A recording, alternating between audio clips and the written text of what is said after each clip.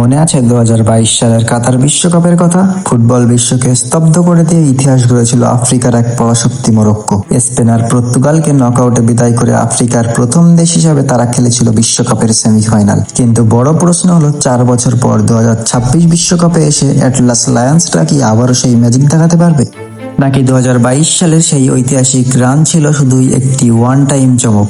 আজকের ভিডিওতে আমরা মরক্কোর কারেন্ট স্কোয়াড, নতুন কোচ, ট্যাকটিক্স এবং তাদের শক্তি দুর্বলতা নিয়ে বিস্তারিত অ্যানালাইসিস করব। কাতার বিশ্বকাপের পর মরক্কো কিন্তু আরো ভয়ঙ্কর রূপ ধারণ করেছে।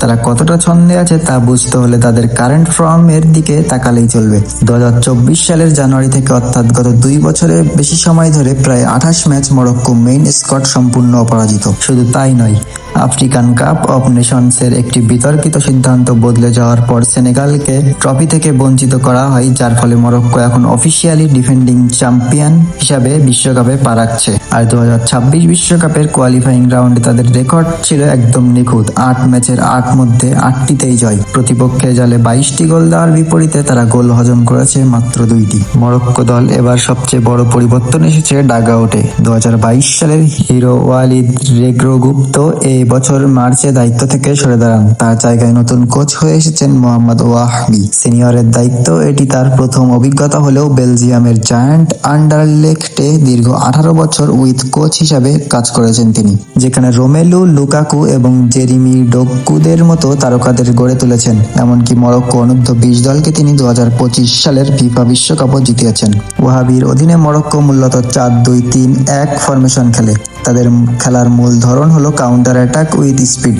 মরক্কো বল পজিশন ধরে রেখে পাসিং ফুটবল খেলে না, বরং বল পেলেই দ্রুততা প্রতিপক্ষের বিপজ্জনক জায়গা পাঠায়। ডিফেন্ডিং অর্গানাইজেশন এবং ডিসিপ্লিন তাদের মূল শক্তি। তবে তাদের বড় দুর্বলতা হলো মাঝমাঠে ক্রিয়েটিভিটির অভাব, এবং প্রতিপক্ষ যদি রক্ষণাত্মক লো ব্লক তৈরি করে খেলে তবে তা ভাঙতে মরক্কো বেশ সংগ্রাম করে। 2022 স্কোয়াডের তুলনায় এবারের দল বড় ধরনের ওলটপালট হয়েছে। গত বিশ্বকাপের 2 বড় তারকা সোফিয়ান আমরাবাত এবং ইউসেফ এন নেসেরি এবার আর স্টার্টিং 11-এ নিয়মিত নন।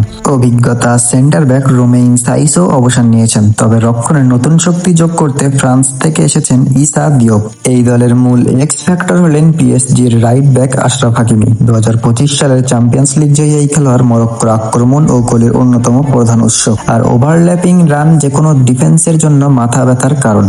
আর এবার তার সাথে যোগ দিচ্ছেন রিয়াল মাদ্রিদের ব্রাহিম দিয়াজ। 2023 সালে স্পেন ছেড়ে মরক্কোর হয়ে খেলার সিদ্ধান্ত নেওয়ার পর এটি দিয়াজের প্রথম বিশ্বকাপ। ফিফা র্যাঙ্কিং এ নিজেদের ইতিহাসের সর্বোচ্চ 8ম স্থানে থাকা মরক্কো খেলবে গ্রুপ সিতে। তাদের বিশ্বকাপ মিশন শুরু হচ্ছে 13 জুন মেটলাইফ স্টেডিয়ামে শক্তিশালী ব্রাজিলের বিপক্ষে। এরপর 19 জুন তারা লড়বে স্কটল্যান্ডের বিরুদ্ধে এবং 24 জুন শেষ গ্রুপ ম্যাচ তাদের প্রতিপক্ষ হাইটি।